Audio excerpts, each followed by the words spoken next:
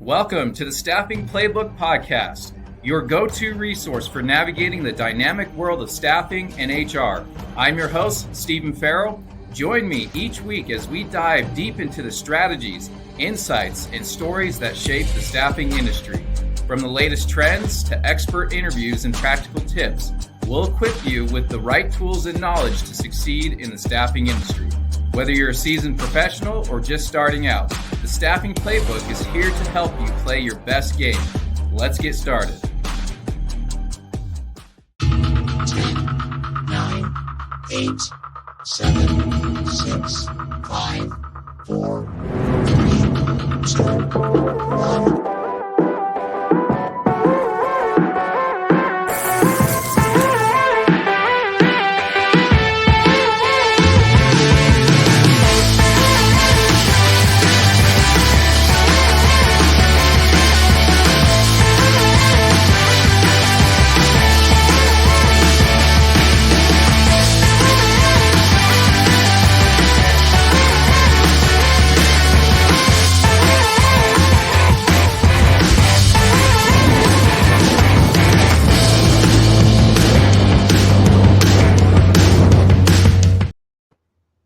Welcome to episode 8 of the Staffing Playbook podcast. I'm your host, Stephen Farrell. Today's topic is all about how to get the job. I am joined here by Caleb Miller. He's the Director of Operations for Your Employment Solutions. Welcome to the show, Caleb. How are you doing today? I'm doing well. Thanks for having me, Steve. Oh, man, I was excited that you accepted my invite to join today's show. And I asked you, what would be a great topic that you're really passionate about? And you were pretty quick to say hiring, how to get the job, and which is a perfect topic for today because a lot of people are out there looking for work. The unemployment rate nationally was adjusted, and it went from 3.8 to 4.2. You had the 800,000 plus jobs that were inflated last year that the BLS said, we overestimated. We had to adjust that. And so there's a lot more people out on the market today. You've probably read the news. We continue to see a lot of layoffs in IT and other industries. And so there's a lot of people out there looking for jobs, and it's very competitive. And so I'm going to interview you today and find out how people can get the job. So welcome. Appreciate you being here. Well, thanks for having me. I'm excited. So before we get started, I just wanted to catch up. What have you been up to lately? I see you're working out of your home office today. Yeah, I fortunately get to work out of here more often than not. It's kind of a double-edged sword because it's nice to not be interrupted constantly, but I also, when the workday's done, I don't have any excuse not to work on things at my house and trying to get it fixed up and sold. I find that I get stuck inside the house a lot working on like floor molding, and I completely just out of sight, out of mind, my backyard for probably 2 months now. And if I don't see it, the neighbors don't see it. That's right. And I love battery technology. I love the transition to battery cars, battery chainsaws. I got a battery lawnmower, and bless its heart, I thought it was going to be strong enough to get through the knee-high grass, and it has taken me 3 days to get about half of it done. So I do it in chunks. I'm pacing myself one day at a time. I sold a home back in Texas a while back, and I did the same thing. I started on the inside, which was where the most work needed to be done, and I was too exhausted on a weekend because I'm working on everything on the inside to go and cut my grass, pull the weeds, and so that got neglected. And right before we put the home on the market, I spent a week cleaning up that yard, and it was not fun. We have these, I don't know what type of tree they are, but when they grow, they're full sized. The bark is velvety soft, and you can like brush your hand on it. It feels like you're touching antler leather, or not antler leather, antler like velvet. Really? Super soft to the touch. I don't know what kind of tree it is, but they drop and then they sprout and they grow 3 feet in a week. and my yard is being taken over by them. So I Oh feel bad for man. the previous owners because when I bought the house, I didn't notice a single one. And I know they would have been on top of it, rooting them all out because they are everywhere. So that makes mowing the yard even funner. And you have an electric mower. I've only used gas powered. Yeah, I need gas power for this job, I'll tell you that. Yeah. Well, it makes sense. You drive a Tesla, so you got to have the electric mower to go with it, right? Yeah, it's for me, it's not any type of message. It's just I am not a mechanical guy, and I can change the oil. Luckily, my father taught me that, but I don't want to, and I don't want to have to winterize everything. And I'm like, if I can just plug it in, charge it up, put it away, easy enough for me. Yeah, that makes sense. I almost gave in and bought an electric mower. And now with you telling me you had it, it took you 3 days, I'm going to stick with gas. Yeah, probably a wise choice. All right. Well, appreciate you jumping on today. What a cool topic. Going to help a lot of people out there that are looking for work. And so I just want to jump right into this, and let's help people out there that are having a hard time. I can't tell you how many TikToks I've seen and LinkedIn videos and LinkedIn, posts about how difficult this market is. I was following one gentleman on LinkedIn that said he applied to 1,000 jobs in a month and didn't get a single interview. And I thought, wow, that sounds just miserable and really challenging. And I'm sure a lot of people can relate. And the question people have to ask themselves is, how do I stand out? Because it is a very competitive market.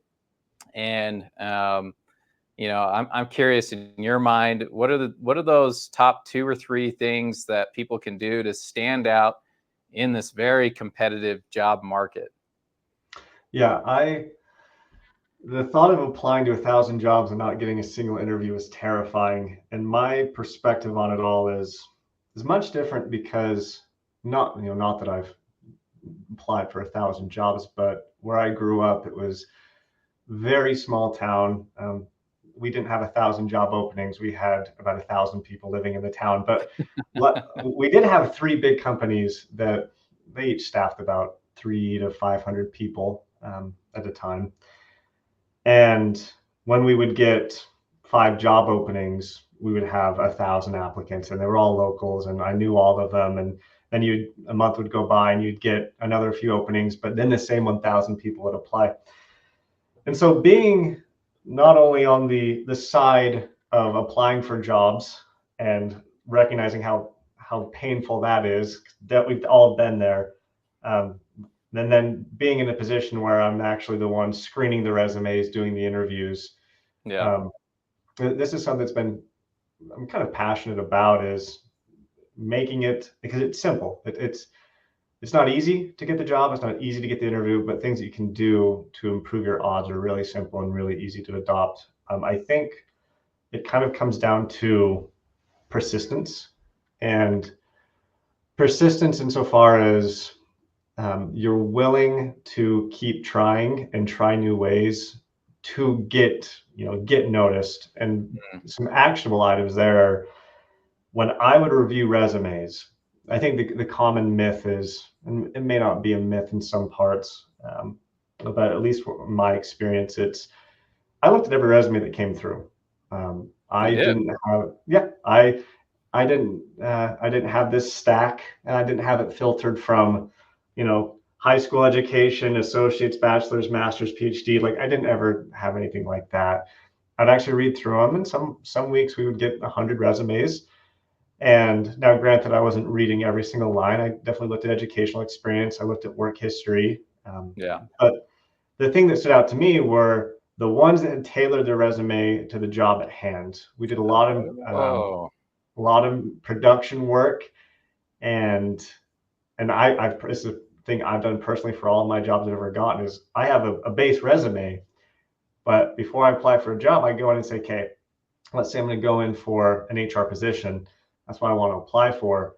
How do I phrase all of my work experience, even if it was just working on the shop floor, yeah. sanding tools down all day? Like, how do I relate that somehow to human relations? How do I relate that to conflict management? And so really tailoring the resume, I think, helps. It's a really easy change. It does require a little legwork because a lot of people just build it and forget it. And then when it's time to apply for a job, they pull up their old resume, they type in their most recent experience, and they send it out.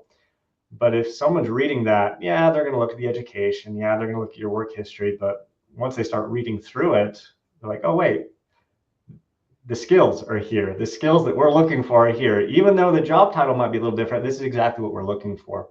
So I think that's one step for sure. So let's stay on that first step. I think a lot of people out there struggled to just have a great resume, just a regular one they can submit to different companies they're applying for. But two, the thought of having a resume, having a standard resume and then a resume for the job that you're going after seems a little daunting. Seems like it's going to be a lot of work and feels risky because it's unproven. You have this other one that you've always used and you keep adding to it throughout the years. And then now you're telling me I've got to come up with a brand new resume tailored to the specific job that I'm applying for. A lot of people don't have that copywriting skills, right? A lot of people farm it out and they're paying $150 upwards to $400 for the resume. So having a second resume is probably a challenging idea for a lot of people. Yeah, especially if you are applying for a handful of jobs and they're all different. Like, man, now I have to come up with 5 different resumes. And really the skeleton of the resume, I think, stays the same. It's your work history your work history changes across time, but it's the same base information. And I think you are as well, avid users of generative AI. And yes, sir. I think a really good approach to this is you've got your resume built, you've got your work history in there. Just go find some generative AI, throw it in. I use ChatGPT for most everything and say, I'm applying for this job. I'm applying for a human resource administrator. What or how could I phrase this in a way that aligns more with the skills that they're looking for?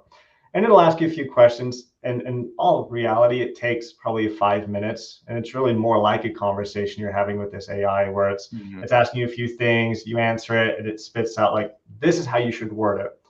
And now you don't have to copy and paste exactly what it said, but it gives you a great idea on how to focus on the skills that you have. And you don't have to make it so hyper focused and really precise on every little detail about the job, but definitely making it generalized towards the field in which you're applying for really helps. So I like that idea about generative AI. I didn't have that back in the day when I was applying for jobs, so I had to farm it out to a real person and pay a lot of money for it. But if you take your resume and then you take the job description that you're applying for and you ask generative AI to write a version of this resume, keep all the core elements in here, but use the language that will be applicable that we find in this attached job description. You hit submit and let it do its thing, and then you can make adjustments. That's one route. The other is what you were hitting on is, okay, here's the job description, here's my resume. Give me some tips on how I can change the verbiage myself to be a resume best suited for this job, like an HR admin. I'd love those tips. Yeah, and it really stems back to that persistence.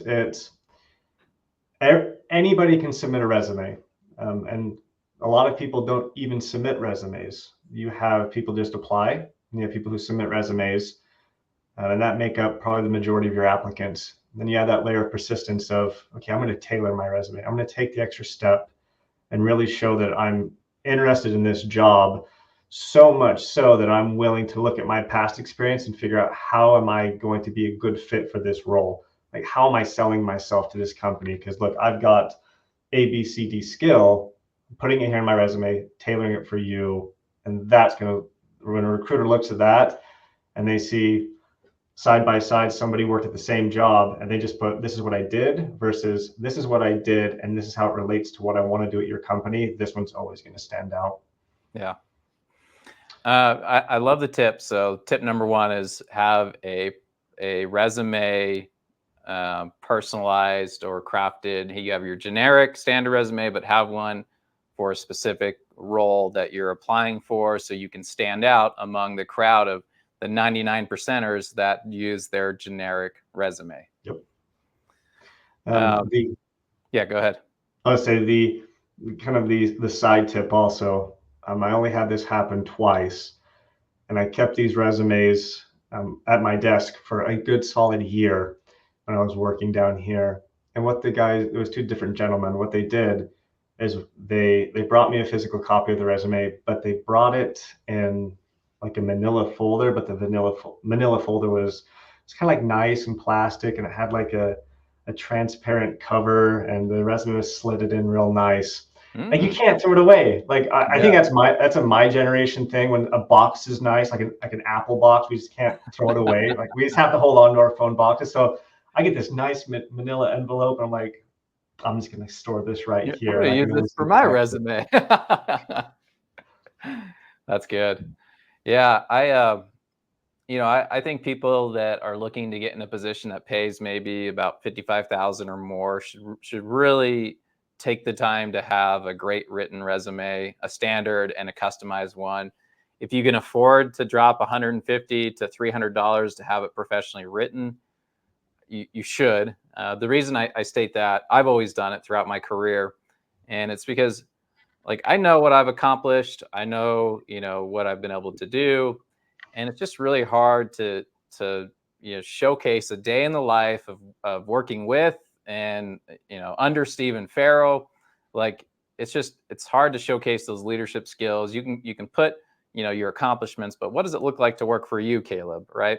And to work around you. And these resume writers are trained on how to do just that. And they ask you, if they're asking you the right questions, really, it should take you about 2 hours to submit your responses to a professional resume writer. If they're doing it right, asking you all the right questions to have a resume that really just showcases who you are and what you can accomplish.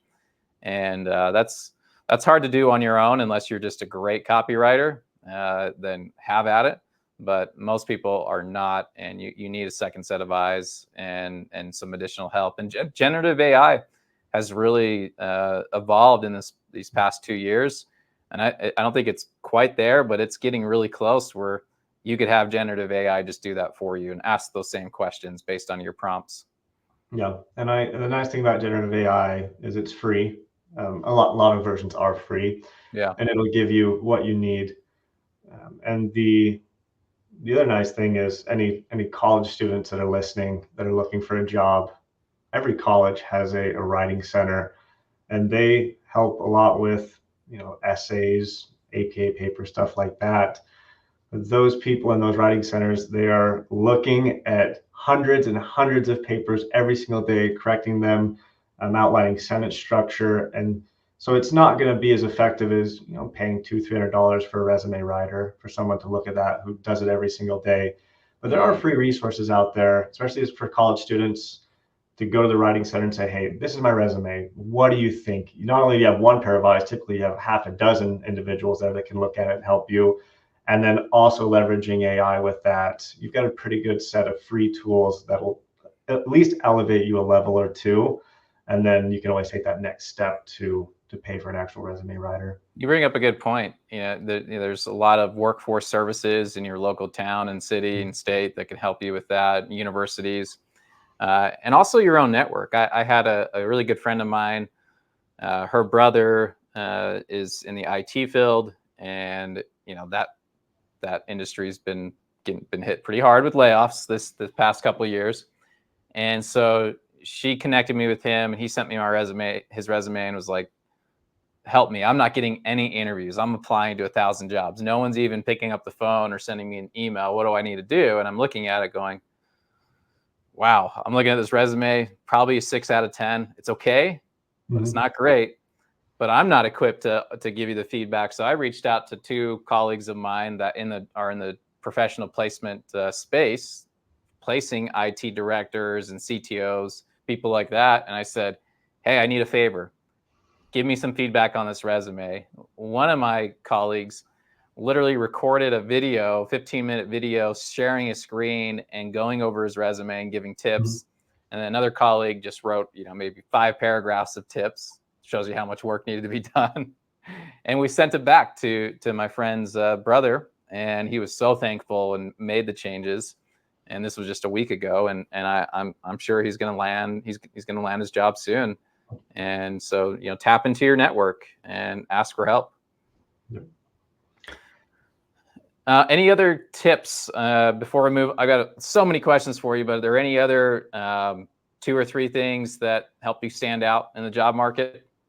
I think one last branch of the notion of persistence is, especially for I don't want to call them one-off jobs, but when there's typically only one opening, maybe 2 openings for a position, and you're applying, I think, and this is something that I've thought of when I've applied for jobs is, well, I've applied, they're ignoring me. And really, once you get on that side of actually hiring individuals, sometimes it's not as easy as, I have a job opening, I'm going to look at all these resumes, and I'm going to hire somebody. Sometimes you have checks and balances where someone needs to, approve of hires. Sometimes you post a job, and then you have somebody come down and say, wait, give it 3 days, wait a minute, or give it a week. Let's actually hold off for a week. Job stays posted. You're not hearing anything because the company itself is actually paused for a week on hiring that position. I had this experience about 6 years ago when I applied for, right after I got out of college, I applied for a job. I applied. It took about a month to get hired on. And I was like, why are they not answering me? I'm like, I've sent them my resume. I had 2 interviews. I'm like, this is just a long, drawn out process. Well, it turns out that the managers I had interviewed with had decided they wanted to hire me, but they hadn't let HR know. And that is a very common thing in any business where chains of communication start to break down and we just make assumptions. Wow. And so nobody had, no one really done anything wrong. The managers thought I was going to get hired on. HR didn't know. And because that I had the persistency just to call, I called 3 times, didn't get through the first 2 times. The third time, HR manager finally answers, I'm like, hey, I went through this. I interviewed. I thought it went well. What's going on? She's like, oh, well, I haven't heard about that. Let me hurry and double check. Very next day, I get a phone call. Hey, when can you start? And so wow. I think it's sad to think that some job opportunities are lost just from human error, and you can't escape human error. But if after you apply and you've got that resume in, and especially if you've had an interview, follow up. Like you're not bothering anybody. It's your right to know as an applicant if you're going to get the job or not. And that extra persistence will, to any recruiter and manager, it's going to show that you are actually interested. And again, a lot of people apply, a lot of people submit resumes, not a lot of people tailor the resume, and not a lot of people are calling in and following up. So just those 2 things alone are going to set you aside. I couldn't agree with you more. I've hired thousands of people in my 19 years of hiring people throughout my career in different industries. And when I get a stack of resumes that I'm going through, like I've got 100 on my desk, I don't take the time to read every one of them. I glance through a few of them. Some of them get lost in the shuffle. I never even get a chance to look at them. And every single time I've had someone walk into my office and say, hi, I'm Steve. I applied a couple of weeks ago. I wanted to introduce myself. I go, give me a minute. What was your last name? Farrell? Okay. Oh, here's your resume. I haven't even had a chance to look at it. Hey, have a seat. Let's talk about your experience. I'm going to do a quick interview right here. And I've, unless they were a terrible candidate, I've always hired them because, they took that initiative to come in and introduce themselves, and they literally stood out among their peers because they were right here in front of me. Yep, they created that opportunity, and it's amazing how many opportunities you can create, versus just setting aside and letting time pass and hoping for the best. Like there are a lot of decisions that can be made if you just push a little harder and actually take a step forward and take that initiative. Yeah. I've got one more tip that I want to share on this question, and then we'll move on to the next question.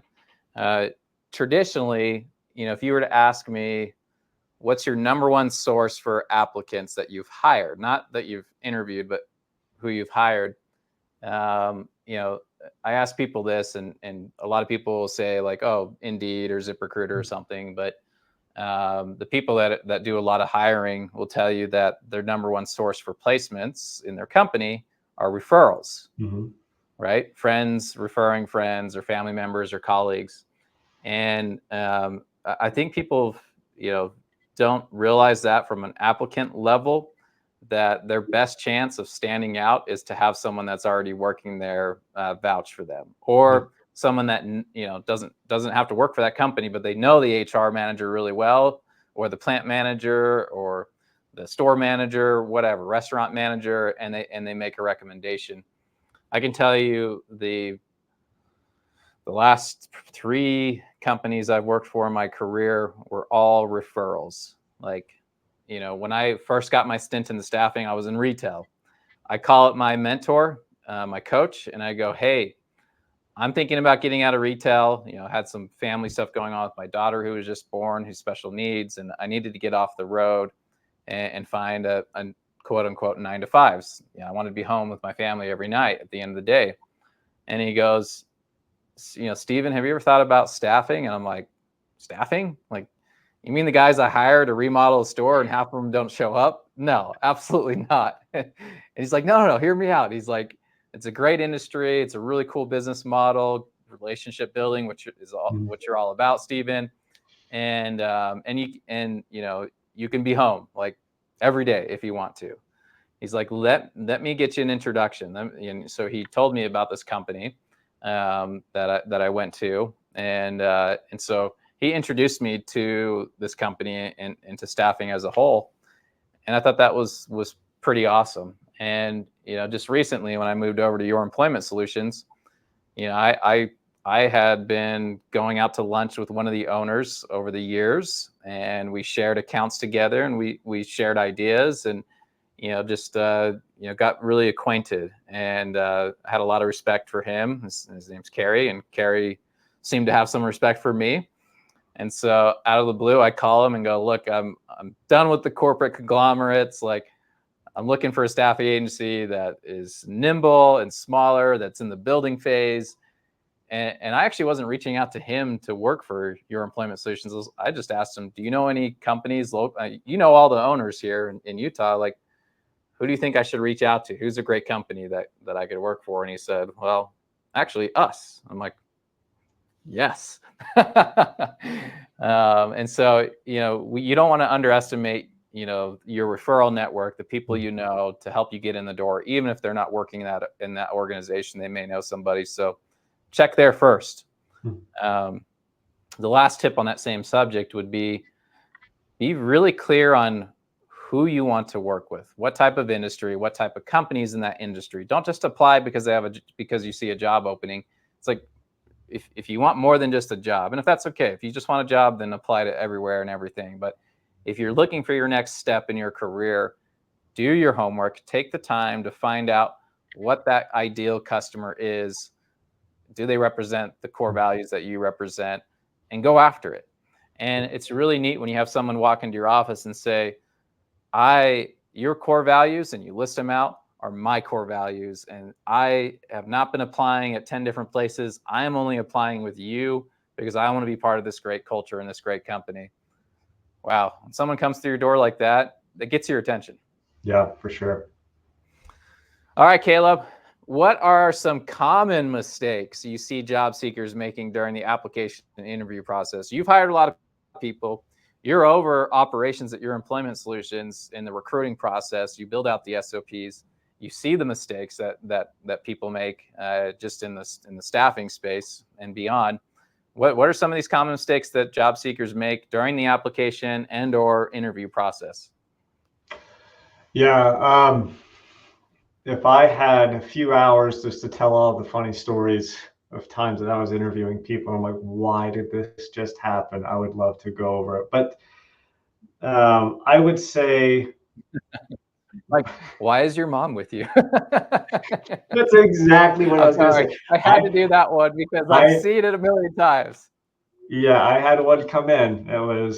And he sat. It was so confusing. They sat down and she started talking to me. I'm like, okay, I'm interviewing, this young lady, And then it transitions after like 5 minutes of her talking to, and that's why I want my son to get a job, because he's been a troublemaker at home and I need him to get out. And I'm like, oh, like this is uncomfortable. So yeah, don't bring your mom to your interview. Leave her in the car. Your child's going to be fine. We promise we'll take good care of them. I would say that there's a few things, and I think it stems from the anxiety and the I think society's natural tendency to be uncomfortable with talking and presenting themselves. I'm not sure if it's still true or not. I know when I was in high school, public speaking was like the second most common phobia, and it's still a common phobia. Yeah. But people are terrified of talking, especially in large crowds. And I think that definitely that relates to even an interview, just a one-on-one. And I think it really stems from feeling rejected. Like we don't, it's a terrible feeling. Nobody likes to feel it, but you can definitely mitigate that fear of speaking and presenting yourself by really good preparation. And so that's one thing that I can notice very quickly when somebody comes in interviews and they're prepared, or when somebody comes in and they have no idea why they're there. They're just looking for a job, and they haven't really thought through why they've applied for the job, what they even are looking for, what shift they're looking for. And now does that surprise you when people come in or when you're just calling them, right, to schedule the interview, and you tell them who you are and where you're from and the position they applied for, and they have no recollection of applying for that job and know nothing about the company that they applied for? Yeah, and so I'm over the scheduling department, and our responsibility is to schedule everybody who applies. And we often get that we'll call people and they'll respond with, wait, what? When did I apply for that? I applied for that this morning. Oh, I don't remember that. Yeah, I guess I'll come in for an interview. So that can definitely be a little confusing, but it definitely transitions into behaviors. So when somebody comes in, sits down, and you can tell that they don't know why they're there, they don't know what shift they're looking for, they're not precise on what they need and what they want. And I don't think it's bad to be open to any shift or any time, but at least know that ahead of time. Because when a recruiter asks you, do you want day shift? Do you want swing shift? And your first response is, I don't know, really. It's like there's candidates that are going to come in and say, I want that. That works best for me. And that makes a recruiter's job easier. It's going to allow them to feel more confident in the fact that you know what you want. So preparation goes a long way.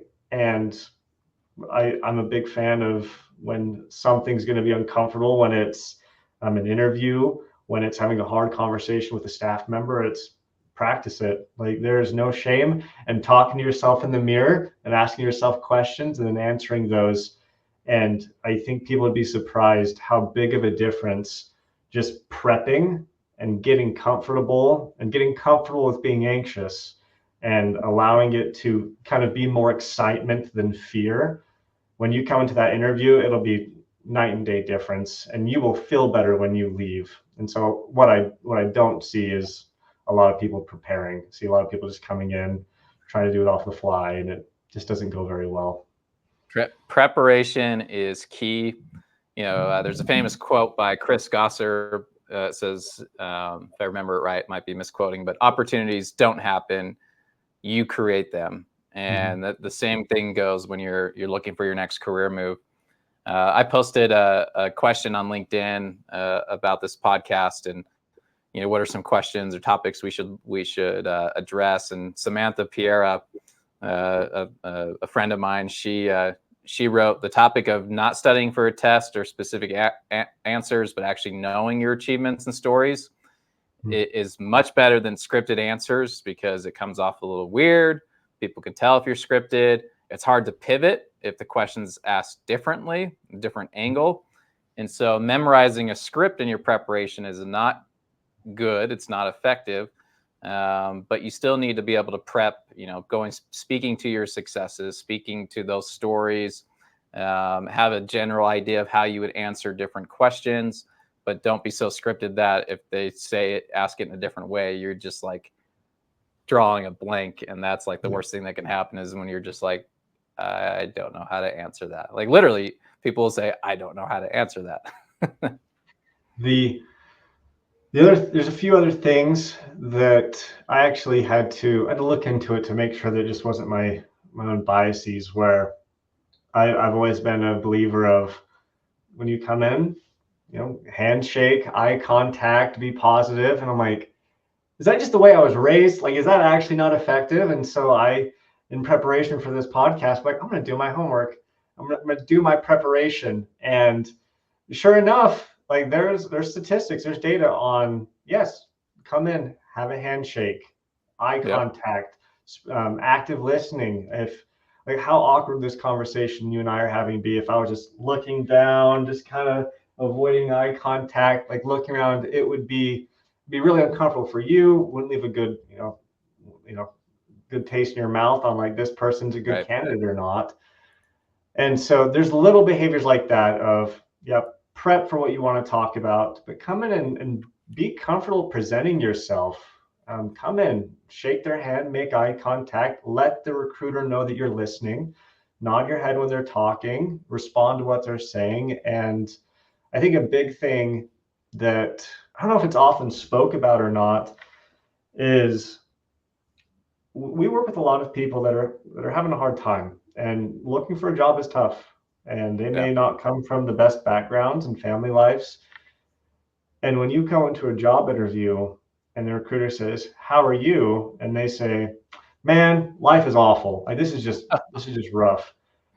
Like that is not a good way to present yourself. Like even if you are dealing with really hard circumstances in your personal life, part of getting the job, part of the interview is presenting the best side of yourself. And by complaining in the first conversation, the first time you meet somebody, if you're complaining, that definitely sets off the standard for what they expect from you. Yeah. So, be okay presenting yourself. Put on, a little bit of a smile and make eye contact and make the recruiter feel like their time is valued, because then your time will be valued as well. Yeah. I couldn't agree with you more. Like we're all human. We all have baggage that we carry with us everywhere we go. That's a given. The recruiter interviewing you has just as many problems as you probably do, right? But that's not what we're here to discuss today. We're here to put together a win-win contract for both of us, to help grow this company and to help grow your income and your own personal and goals and aspirations. You said something earlier that I thought was really interesting. There's this fear, there's anxiety, this fear of failure. You're not going to get the job. Maybe they don't see your worth. You know what you're worth, but maybe they don't. And I think it's important to remind people that your value doesn't decrease based on someone's inability to see your worth. You know what you're worth. So going into an interview, be confident in what you know and what you're proud of and what you can accomplish in the future and what value you can bring to this organization. Don't let that imposter syndrome sneak in. Don't let the opinion of others sneak in. Like if a friend or a family member says, "Why are you applying for that job? You're underqualified. You're not going to get it." Block out all that noise and know your worth, and don't let someone else decrease that value of what you know to be true. All right. What we already hit on the resumes. You and I are in the staffing industry, and so we have specific skills and soft skills that we're looking for our client base. I want to hit on soft skills for a moment because you kind of hit on that just a minute ago with leaving the baggage at the door, smile, shake a hand, make eye contact. What are some of those soft skills that are most sought after in our industry right now? And how can candidates demonstrate these during the hiring process? Ooh, it's a good question. I think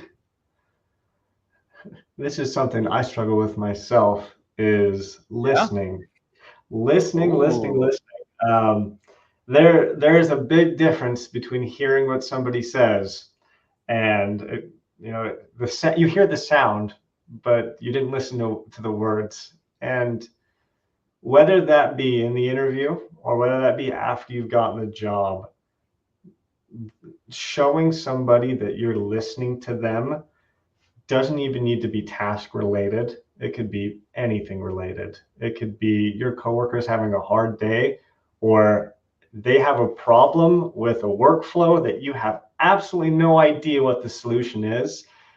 If you show that colleague that you are listening to them and you provide feedback, and you're making that eye contact, and they say, hey, I don't know how to get this integrated with this. This is what I'm dealing with. I have no idea where this code's coming from.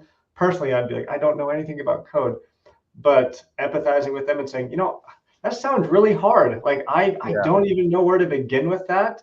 But you did mention that you tried this and that didn't work. So yeah, I'm not sure, but is there anything else I can help with? Like, Yeah. I didn't provide any help at all on the workflow. You're just a But good listener. yeah, addressing that, like, oh, I heard what you said. You said you did this. That didn't work. I'm sorry that you're dealing with that. They may walk away from that thinking, oh, well, I can go to Caleb now. Like, I can. It may be work related, it may not, but I know that there's someone that'll listen to me, and that'll go a long ways with coworkers. That'll go a long way with your supervisors. If your boss knows that you're listening, that goes a long ways. They're going to, when they give you assignments, they don't have to worry that it's not going to get done, because they know you have a good track record of listening to them. And if you have questions, going back and asking. I love that. I interviewed a few years ago with a gentleman, and the way he started off the conversation was, this is not your typical interview, Steve. I want you to picture for a moment, we're both sitting on the front porch together, having a cup of coffee or whatever beverage you want, and we're just talking. We're getting to know each other. Like, imagine, we were at some house party, family members, friends, whatever, social gathering, and you're sitting there drinking your coffee, and I come up and I sit down and I start drinking, and I introduce myself. Hey, I'm Steven. What's your name? And what do you do? And tell me about your work. And, oh, you're looking for a job. What are you looking for? And you're just having this casual conversation, right? There's no angst. There's no fear of rejection. It's like, I'm just getting to know this person. And so when I conduct interviews now, I use the same line. And it really takes people's guard down. It lowers the anxiety. Some people, it takes a couple minutes to get there because they're like, wait, I was really anxious preparing for this. And now you're like, hey, let's have a casual conversation. I don't think a lot of people have those types of interviews that are conducting them, but it doesn't make any difference. If you're the candidate, imagine yourself sitting next to this individual at a house party, and you just happen to be getting to know each other, and you are looking for a job, and now you're just having this conversation, and that person's asking you questions, and you're giving them an honest answer, and you're not really tripping over your words at that point because you're relaxed. It's all about being relaxed, right? And being confident.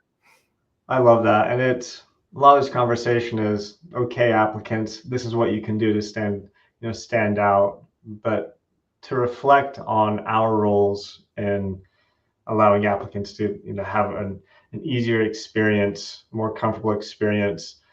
It reminds me, I interviewed a kid. He was straight out of high school, and it's so funny to remember. He was big. He was like 6'6", 6'7". Ooh. And I don't Makes me feel real small. Yeah, I don't mean like rotund big. I mean, like, he was just very big farm boy. And he came in and we interviewed, and his hands were shaking. He was nervous, and he kind of like would trip on his words a few times. And he got up and he shook my hand, and his hand was kind of shaking still. And I remember thinking, I had a moment of insight where, like, I'd been there before. Like, I'd been nervous. I unfortunately am not 6'7" and a farm boy, but I was definitely nervous. And this was his first job interview.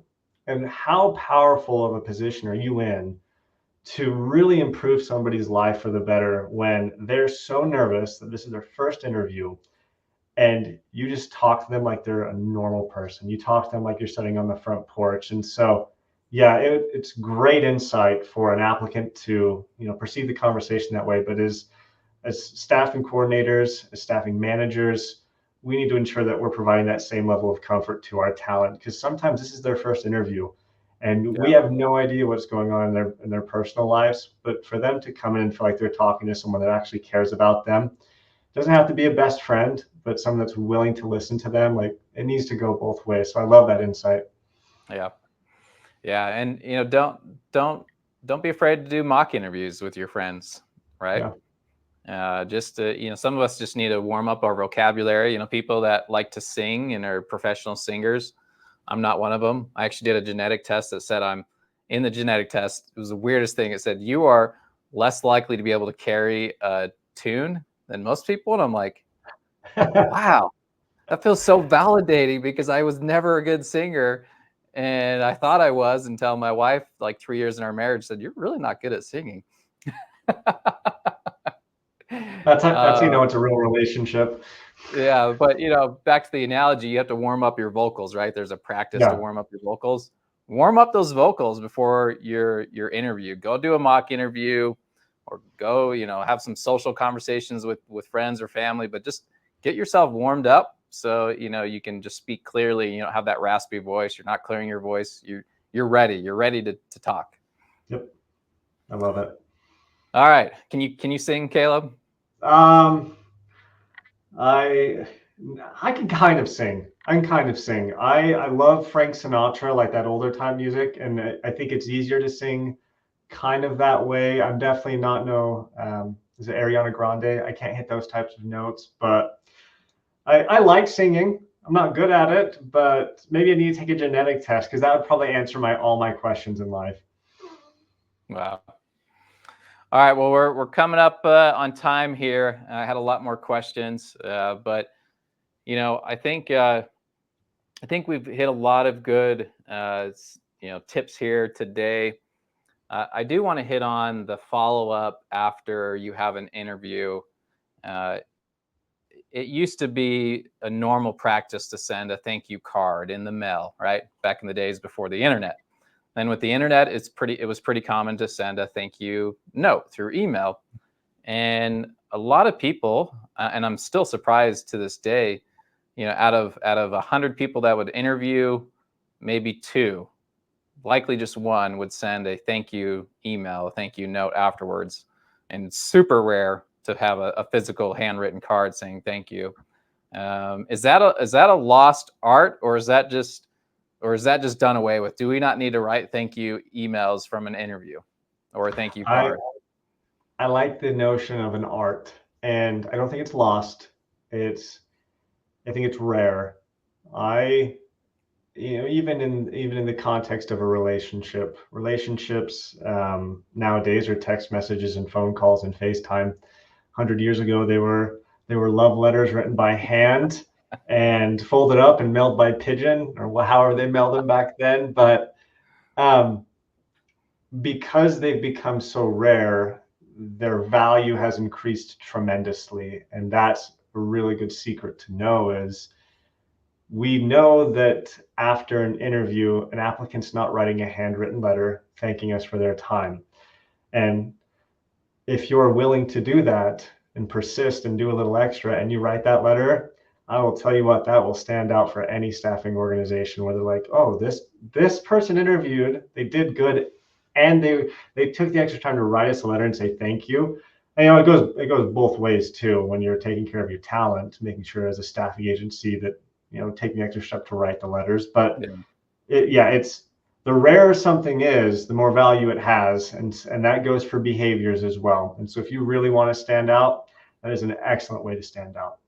Yeah, great point. Well, I'm glad it's not a lost art, that hasn't been, sunsetted, that it still is effective. And if you can take that extra 5 minutes to even send an email, let alone a handwritten note, it can make a world of difference in them deciding, I've got 2 really good candidates here, but this one sent a follow-up thank you note.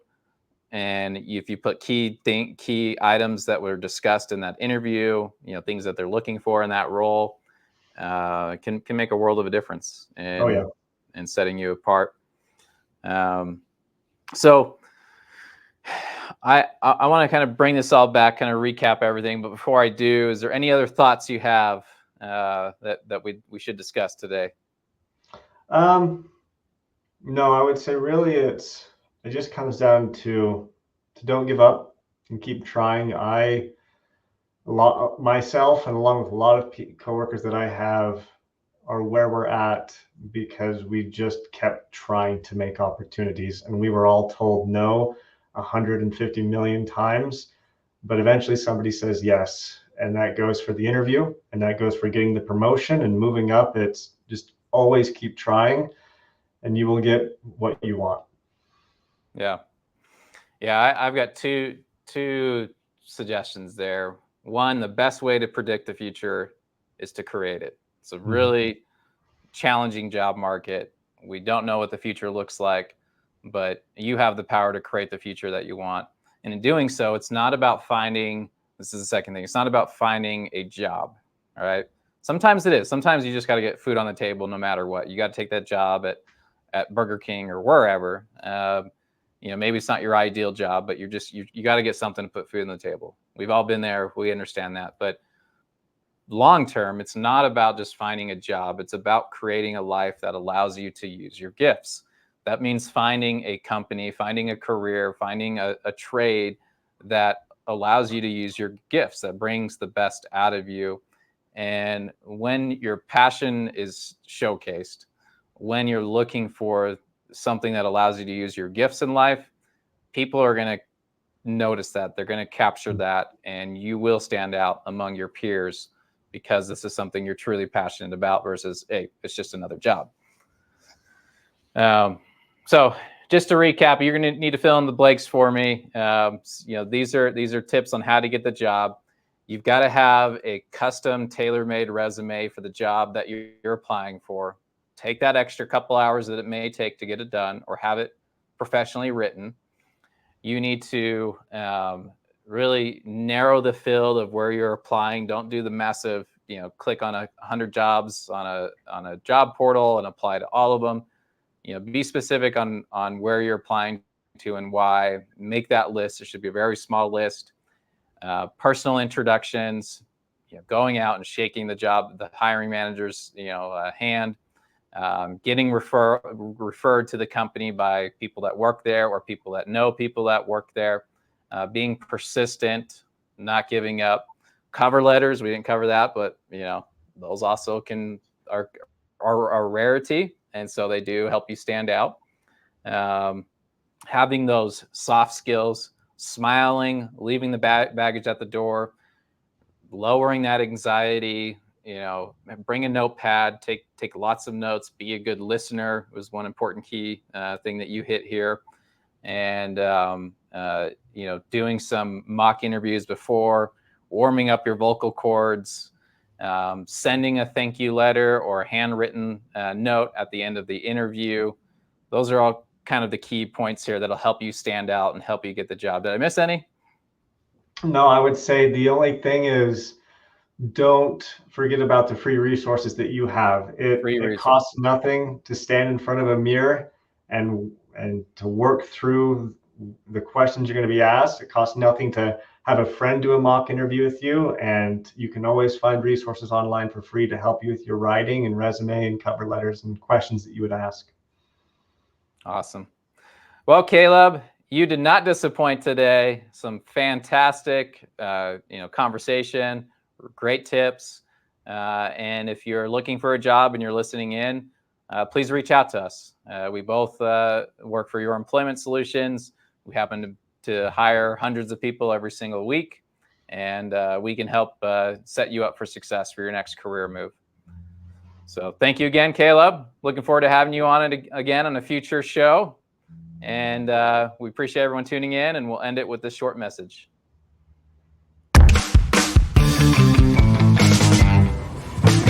Six months ago, I get a call from Steve Farrell, who wants to talk about partnering with Yes for our labor needs. It would change your approach to staffing.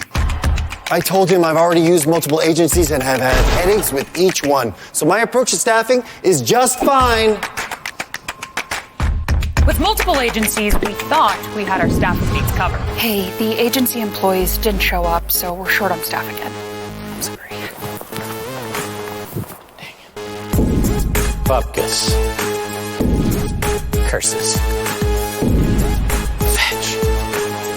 way an agency sent an employee. Do you have production experience? I've produced YouTube videos. I'm hungry. When's my first break? This is not sustainable. If you want happy customers and a healthy business, something's gotta change. So yes,